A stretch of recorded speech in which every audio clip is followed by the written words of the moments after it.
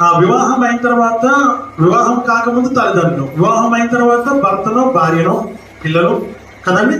అయితే ఈ కుటుంబ వ్యవస్థ అలా ముందుకు వెళ్తూ ఉంది. మధ్యలో వచ్చారు పిల్లలైనా, మధ్యలో వచ్చినాడు, భర్త అయినా మధ్యలో వచ్చాడు, భార్య అయినా మధ్యలోనే వచ్చింది.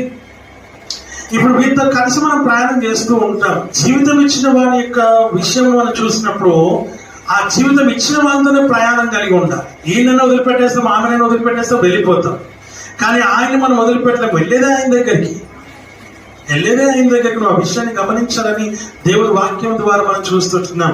ఈరోజు మనం అందరం కూడా దేవుని నమ్మడానికి గల కారణం ఏంటిదో తెలుసా? ఒక విషయం ఏంటంటే, why we believe God, why we have faith in God అని అంటే ఒకటే ఒక విషయం ఏంటంటే, వై వి బిలీవ్ అని అంటే, we believe in God because we will reach God.